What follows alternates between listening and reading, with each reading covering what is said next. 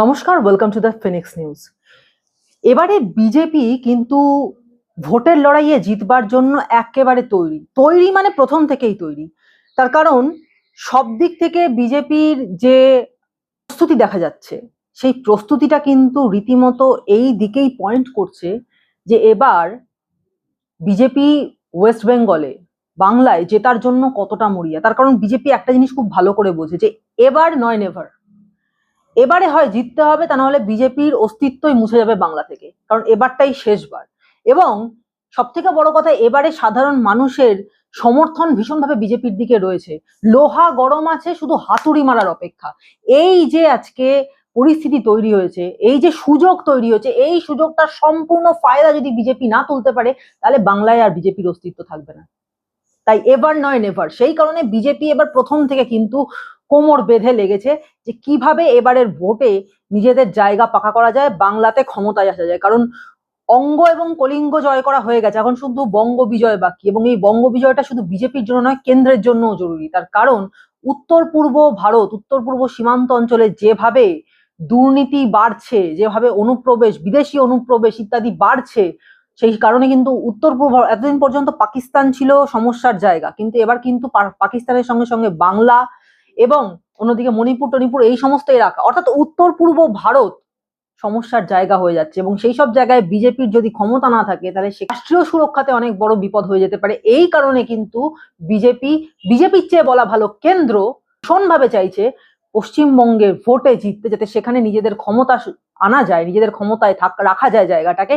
এবং অনুপ্রবেশ সহ যে সমস্ত কার্যকলাপ হচ্ছে, জঙ্গি কার্যকলাপ হচ্ছে বা দেশের রাষ্ট্রীয় সুরক্ষায় ব্যাঘাত ঘটানোর মতো কার্যকলাপ হচ্ছে, সেই কার্যকলাপকে রোধ করা যায়। কারণ উত্তর পূর্ব ভারত এখন কিন্তু জঙ্গিদের একটা বিরাট বড় আশ্রয়স্থল বা অ্যাক্টিভিটির জায়গা হয়ে উঠেছে। এবং সেই কারণে বিজেপি এবারে ভোটের ক্ষেত্রে জিততে মরিয়া। এবং এই জেতার জন্য বিজেপির যে প্রার্থী তালিকা প্রকাশ হয়েছে, তাতে দেখা যাচ্ছে রাজনীতিটা খুব ভালোভাবে বোঝেন এমন লোকেরই সংখ্যা বেশি। অন্যদিকে তৃণমূলের ক্ষেত্রে যদি দেখি, তৃণমূল কিন্তু 294টি আসনে প্রার্থী ঘোষণা করে দিয়েছে। এবং এই প্রার্থী তালিকায় জেলখাটা আসামি থেকে শুরু করে চিত্রতারকা সবাই আছেন। এবং সেটা নিয়ে কিন্তু তৃণমূল সরকার রাজ্যবাসীর প্রশ্নের মুখে পড়ছে। শুধু রাজ্যবাসী না, নিজেদের দলের অন্দরেই প্রশ্নের মুখে পড়তে হচ্ছে। গুঞ্জন শুরু হয়ে গেছে দলের মধ্যে। দেখুন, 23 এবং 24শে মার্চ দুর্গাপুরে যে বিজেপির সভা হলো, বিজেপির যে নিজস্ব একটা বৈঠক হলো, সেই বৈঠকের অর্থ হচ্ছে লড়াইয়ে এতটুকু ফাঁক এবার বিজেপি রাখতে চাইছে না। একেবারে সমস্ত দিক থেকে স্ট্র্যাটেজিক্যালি নিজেদেরকে ওয়াটার টাইট করে লড়াইয়ে নামতে চাইছে বিজেপি। এবং সেই কারণে প্রার্থী তালিকায় যারা আছেন তাদের মধ্যে, হ্যাঁ, তারকার চমক নেই এমনটা বলা যাবে না, তারকার চমক আছে। কিন্তু তারাই আছেন যারা হয়তো অন্য দল থেকে এসেছিলেন, কিন্তু অনেকদিন আগে এসেছিলেন, এসে এই দলের সঙ্গে আত্মস্থ হয়ে গেছেন। পদ্মের যে মহিমা, তার সঙ্গে নিজেকে আত্মস্থ করে দিয়েছেন। বা তাদের মধ্যে থেকে কিন্তু এখন বিজেপির জাতীয়তাবাদী যে কণ্ঠ, সেটাই বেরোয়। তাদের মধ্যে কিন্তু কোনো দ্বিচারিতা এই মুহূর্তে নেই। এই কারণেই তারা প্রার্থী তালিকায় জায়গা পেয়েছেন। এবং তার সঙ্গে আরেকটা বিষয় বলে রাখা ভালো যে বিজেপির এবার যে প্রার্থী তালিকা, সেখানে অনেক নামই আছে যেগুলো হয়তো সাধারণের কাছে খুব একটা চেনা নয়। কিন্তু চেনা না হলেও যাদের নাম রয়েছেন, তারা রাজনীতিটা খুব ভালো করে বোঝেন। গ্রাউন্ড লেভেল যে পলিটিক্স, সেই পলিটিক্সের সঙ্গে কিন্তু তারা প্রথম থেকে ভীষণভাবে জড়িত। এবং এক্ষেত্রে রাশটা কিন্তু অদৃশ্যে ধরে রেখেছে আরএসএস। যদিও আরএসএস এর প্রভাবের কথা তারা স্বীকার করবে না, কিন্তু তারপরেও যা প্রার্থী তালিকা দেখে বহুদিন ধরে যে সমস্ত সাংবাদিকরা, আমরা যারা ভোট নিয়ে আলোচনা করি বা ভোটের ওপর তীক্ষ্ণ নজর রাখি প্রত্যেকবার, তারা বুঝতে পারছি যে আরএসএস স্বীকার না করলেও এবারের যে প্রার্থী তালিকা, তার মধ্যে যে আরএসএস এর প্রভাব খুব স্পষ্ট, সেটা বোঝা যাচ্ছে। তার কারণ এবারে কোনো ছেলে খেলা নয়, এবারে যা করতে হবে মরণপণ লড়াই করতে হবে। এবং সেটা বিজেপি খুব ভালো করে বুঝে গেছে বলে এবারে তারকার জৌলুস থাকলেও পাক্কা রাজনীতিবিদের কিন্তু সংখ্যাও এখানে প্রচুর পরিমাণে রয়েছে। হ্যাঁ, কিছু কিছু সমস্যা হয়েছে, যেমন কোনো একজন নামজাদা নেতা, যিনি একসময় বিজেপিকে বাংলায় প্রধান বিরোধী দলের সম্মান দেওয়ানোর ক্ষেত্রে খুব বড় ভূমিকা নিয়েছিলেন, তার নেতৃত্ব দেওয়ার গুণ নিয়ে কোনো প্রশ্ন উঠতে পারে না। কিন্তু তার স্ত্রী, তিনি হঠাৎ করে মনে করে বসলেন যে তাকেও কেন ভোটে দাঁড় করানো হলো না। তার জন্য তিনি বেশ উষ্ণ, মানে ক্ষোভ টোপ প্রকাশ করে ফেললেন। এবং পরবর্তীকালে তিনি হয়তো ভেতর থেকে সেরকম কিছু শুনেছেন, যার ফলে তাকে বাধ্য হয়েই তাকে নিজের কথাটা উইথড্র করতে হয়েছে। যাই হোক, সেগুলো খুব ভেতরকার ব্যাপার, সেগুলো মানবিমানের ব্যাপার, বিজেপির অন্দরের ব্যাপার, কিন্তু তা নিয়ে বাইরের লোকজনের খুব একটা মাথা ঘামানো নেই, বাইরের লোকজনের ক্ষোভ টোভ নেই, তারা হয়তো দুদিনের গসিপ করতে পারে। কিন্তু তৃণমূলের প্রার্থী তালিকা নিয়ে শুধু তৃণমূলের ভেতরে নয়, বাইরেও তো ক্ষোভ তৈরি হয়েছে। তার কারণ জনতা জনার্দন, যারা ভোটটা দেবে, যারা ভোট দিয়ে সরকার গঠন করবে, যারা নিয়ে আসবে, তাদের মধ্যেই ক্ষোভ তৈরি হয়েছে তৃণমূলের প্রার্থী তালিকা নিয়ে। তার কারণ এই যে প্রার্থী তালিকা তৃণমূল প্রকাশ করেছে 294টা আসনে, সেই প্রার্থী তালিকার মধ্যে জেল খাটা আসামি থেকে শুরু করে রাজনীতিতে একেবারে কানা, একেবারে অজ্ঞ সে করতে এসছে, যাদের পক্ষে রাজনীতির বোঝা সম্ভব নয়, যারা লেজিসলেশনের কিচ্ছু বোঝে না, যারা আইনসভা সম্বন্ধে কিচ্ছু জানে না, এইরকম লোকজনকে শুধুমাত্র তার তারকা ইমেজটাকে সামনে রেখে লড়াইয়ের বাজি জেতার জন্য তাদেরকে দাঁড় করিয়েছে তৃণমূল। এবং এই কারণেই কিন্তু দলের ভেতরে যেমন এই বিষয়টা নিয়ে অসন্তোষ বেড়েছে, কারণ অনেকেই রয়েছেন দলের মধ্যে যারা টাকা পয়সা, যদিও সবাই বলে থাকেন, এটা আমি বলছি না, এটা অন্য অনেকে বলে থাকেন যে তৃণমূল যারা করে তারাই না কিছু। তো আমি বিশ্বাস করি না যে তৃণমূল যারাই করে তারাই সবাই চোর। আমি এটা বিশ্বাস করি যে কিছু মানুষ এখনো তৃণমূলের মধ্যে রয়েছেন যারা শুধু দলটাকে ভালোবাসেন, পার্টিকে ভালোবেসে, রাজনীতিটাকে ভালোবেসে রাজনীতির সঙ্গে যুক্ত রয়েছেন, রাজনৈতিক দলের সঙ্গে যুক্ত রয়েছেন। তারা কিন্তু বুঝতে পারছেন যে বিপদ ঘনিয়ে আসছে, যে প্রার্থী তালিকা তৈরি হয়েছে তাতে সাধারণ মানুষের অসন্তোষ এবং পার্টির ভেতরকার লোকজনের অসন্তোষ দুটোই কিন্তু তৃণমূলের জন্য সাবোটাজের কাজ করতে পারে। এবং বাইরের লোকজন যারা আসল ভোটার, তাদের অসন্তোষ তো আরোই বড় ফ্যাক্টর।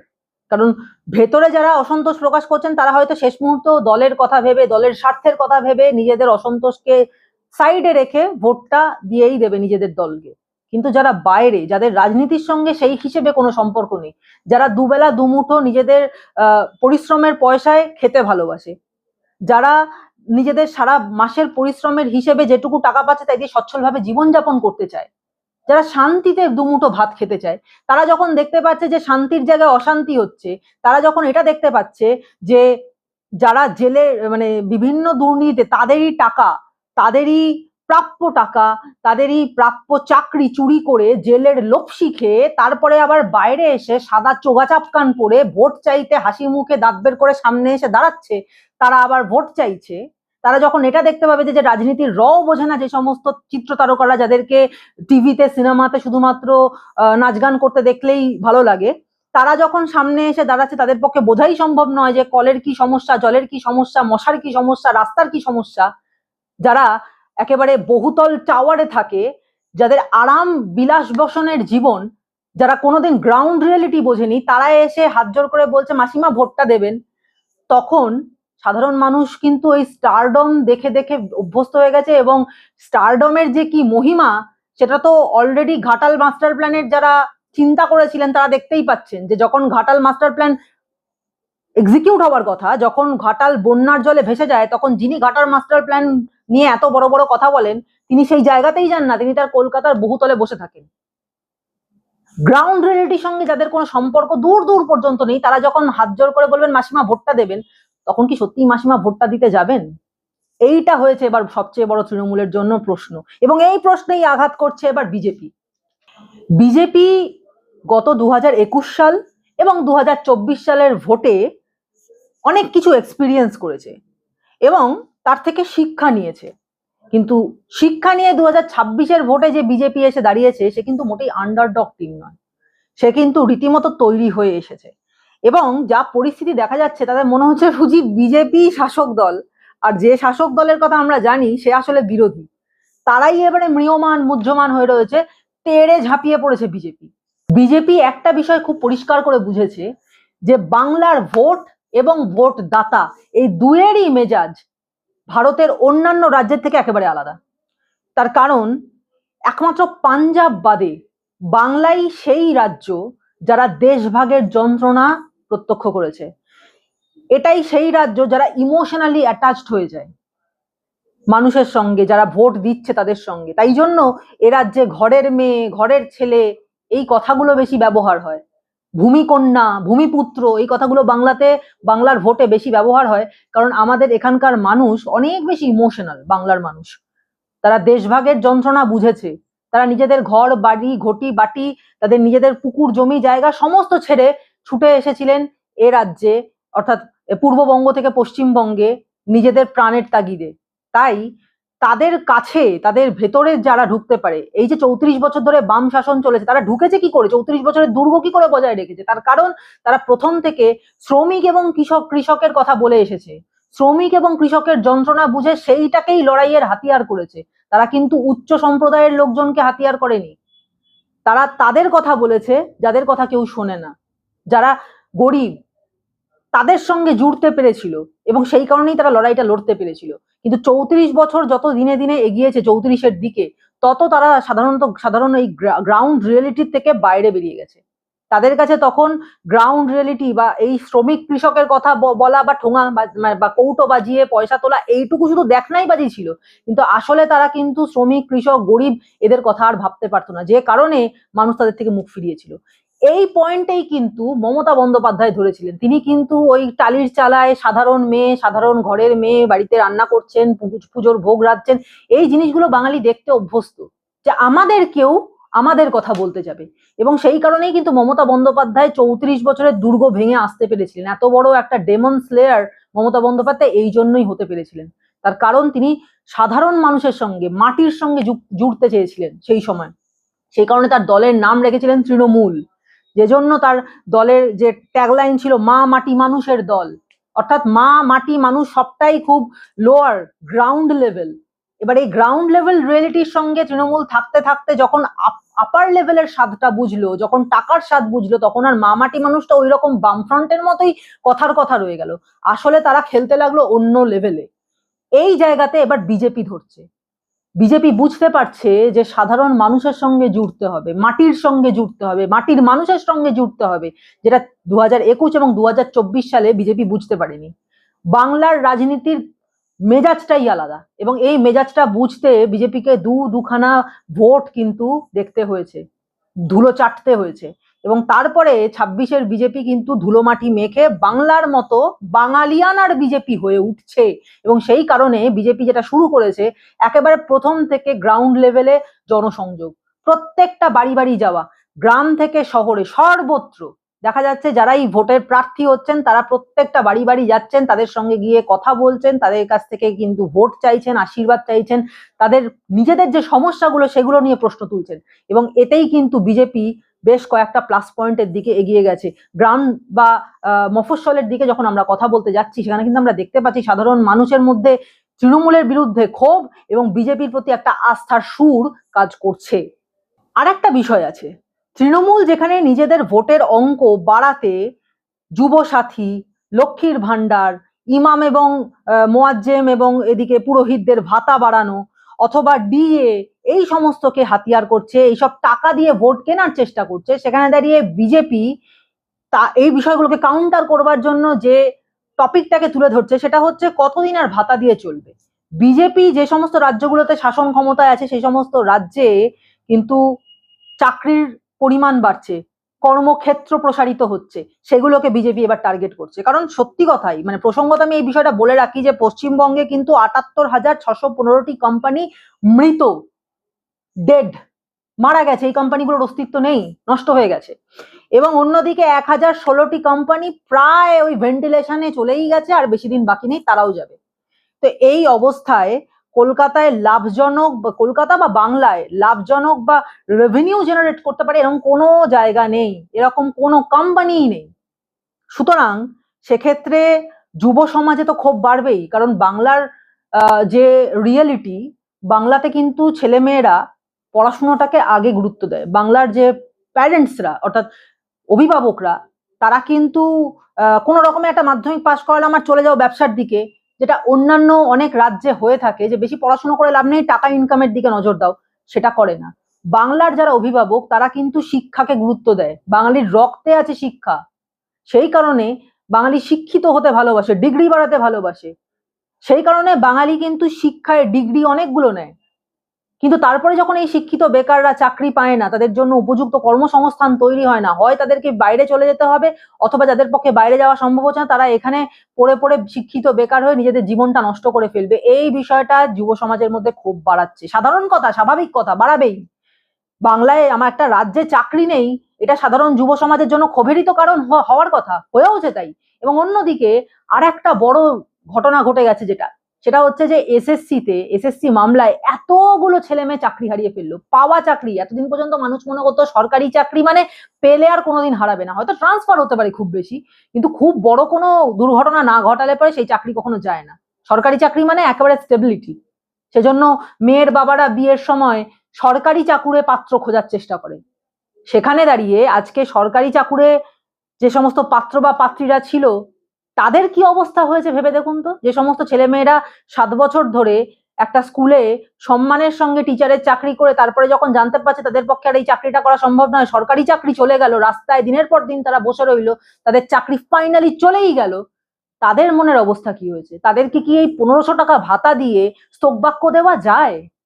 এবং এইটার জন্যই এই যুবসাথীর যে কমপ্লিট প্রজেক্টটা মুখ্যমন্ত্রী নিয়েছেন, এটার কারণটাই হচ্ছে এই যে একটা সাধারণ যুবকদের মধ্যে যে একটা অস্থিরতা তৈরি হচ্ছে বা মানুষের মধ্যে যে একটা রাগ বা ক্ষোভ তৈরি হচ্ছে, এই ক্ষোভটাকে কোনো রকমে ঠান্ডা করে রাখা, এই ক্ষোভটাকে কোনো রকমে বাড়তে না দেওয়া, তাই জন্য মুখের সামনে 1500 টাকা ছুড়ে দেওয়া। কিন্তু ভেবে দেখুন না, একটা 25 বা 30 হাজার বা 35 হাজার টাকার চাকরি আর একটা 1500 টাকা, দুটোর মধ্যে কি কোনো তফাৎ নেই? এবং এই আঁচটা সামাল দেওয়ার চেষ্টা তৃণমূল করলেও আসলে কিন্তু সামাল দেওয়া যাচ্ছে না। সাধারণ মানুষ কিন্তু এই রিয়েলিটিটা বুঝতে পারছে যে 1500 টাকায় কিচ্ছু হয় না। কারণ 1500 টাকা যে দেওয়া হচ্ছে, আজকের যা বাজার দর, যেভাবে মূল্য বৃদ্ধি হচ্ছে, তাতে 1500 টাকায় কি হয়? কিছুই হয় না। এতে কোনো ক্রমে হয়তো একটু একদিনের বাজার হতে পারে, তার বেশি।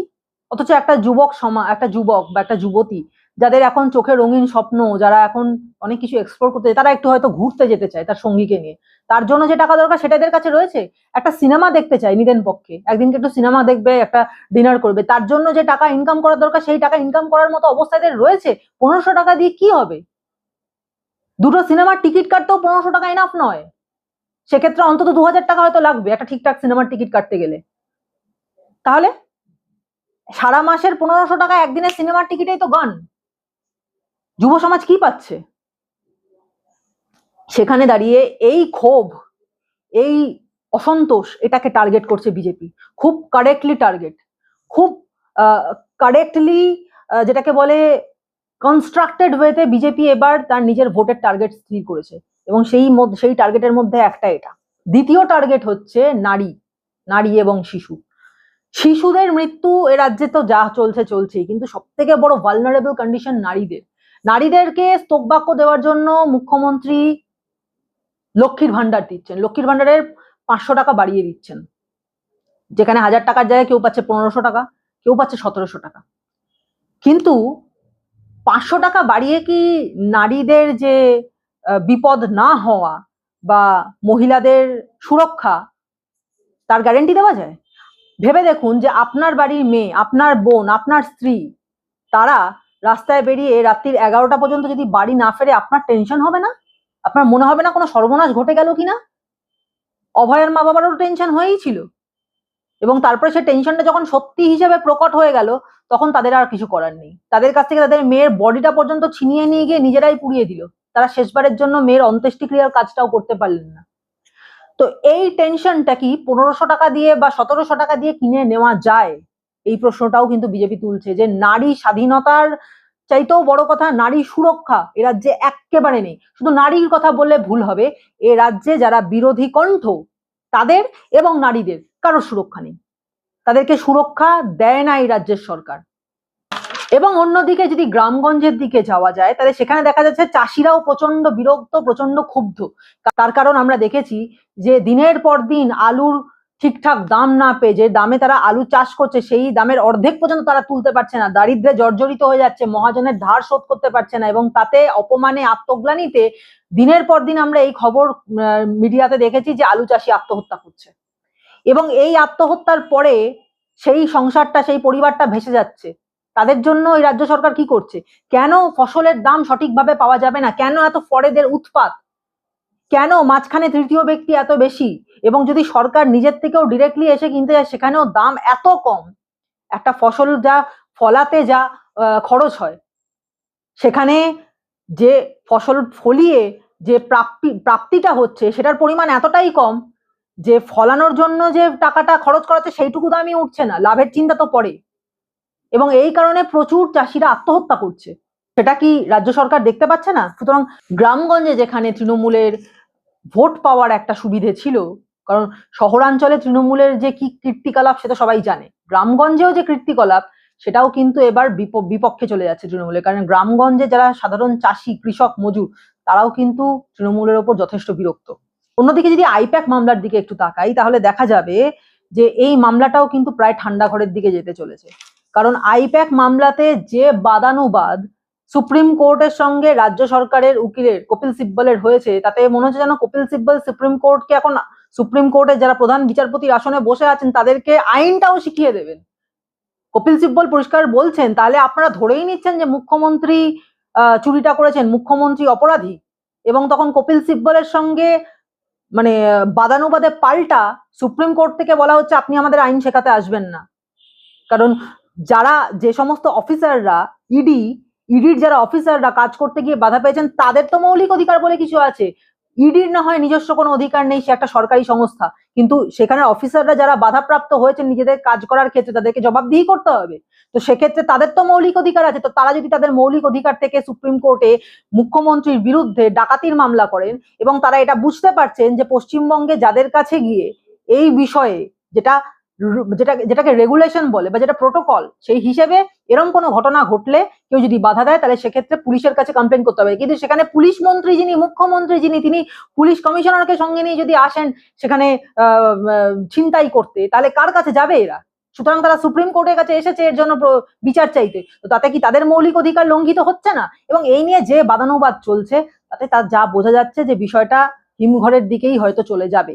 কিন্তু যতই হিমঘরের দিকে যাক, জানা যাচ্ছে না, কারণ একদম এপ্রিল মাসে আবার নতুন ডেটটা পড়েছে। সেখানে যদি কিছু সুপ্রিম কোর্ট থেকে কোনো যদি সেখানে ভার্ডিক্ট আসে, সেটা মুখ্যমন্ত্রীর সপক্ষে কতটা যাবে, বিপক্ষে কতটা যাবে, এবং তাতে ভোট কতটা প্রভাবিত হবে, সেটা পরের কথা। কিন্তু তা যদি নাও হয়, তাহলে আবার বাদানুবাদটা যদি চলতে থাকে বড় আকারে, তাহলে সেটা হয়তো ভোটের পরেও টানবে। কিন্তু বিষয়টা যেটা, সাধারণ মানুষ তো চোখের সামনে দেখেছে যে মুখ্যমন্ত্রী কিভাবে আইপ্যাকের অফিস থেকে ফাইল ছিনতাই করে নিয়ে এসে গলা ফাটিয়ে চিৎকার করেছেন। সুতরাং সুপ্রিম কোর্ট কি রায় দেবে না দেবে, কারণ সুপ্রিম কোর্ট সবসময় এই বিষয়টা নজর রাখবে যে তাদের রায় যেন ভোটে কোনো প্রভাব না ফেলে। কিন্তু সাধারণ মানুষের যে কোর্ট, সেই কোর্টের রায় যে কি হবে তা নিয়ে তো প্রশ্ন উঠবেই। কারণ সাধারণ মানুষ এতদিন ধরে অনেক রকম কীর্তিকলাপ, অনেক রকম প্রতিশ্রুতি সবকিছু দেখেছে এবং তার ফলটাও দেখেছে। প্রতিশ্রুতিও দেখেছে, তার এক্সিকিউশনও দেখেছে। ডাবল চাকরির জায়গায় সিঙ্গেল চাকরিই চলে গেছে। এবং যারা টাকা দিয়ে চাকরি পাওয়ার চেষ্টা করেছে মুখ্যমন্ত্রী তাদেরকে বাঁচানোর চেষ্টা করেছেন। আইপ্যাক মামলায় রীতিমতো ডাকাতি করেছেন। আরে বাবা, রাজাই যদি ডাকাত হয়, তাহলে সাধারণ মানুষ কি করবে? সাধারণ মানুষ তো আরোই বেশি অবাক হয়ে যাবে যে কোন ডাকাতের রাজ্যে বাস করছি রে বাবা। সুতরাং ভোটের ফলাফল যে কি হবে সেটা সুপ্রিম কোর্টের রায়ের ওপর ডিপেন্ড করবে না, জনতার দরবারের রায়ের ওপর ডিপেন্ড করবে। এবং জনতার দরবারের যা রায় এবার হতে চলেছে, যা হাওয়া যেদিকে ঘুরছে, তাতে মনে হচ্ছে আর বুঝি টিকিয়ে রাখা গেল না। এখন মুখ্যমন্ত্রী যদি কপাল খুব ভালো হয়, তবে হয়তো কিছু মিরাকল হতেও পারে, হয়তো নিজের আসনটায় জিততেও পারেন। কিন্তু তা না হলে এবারে আর ভরাডুবি ঠেকানোর কোনো জায়গা নেই। তৈরি থাকুন মুখ্যমন্ত্রী।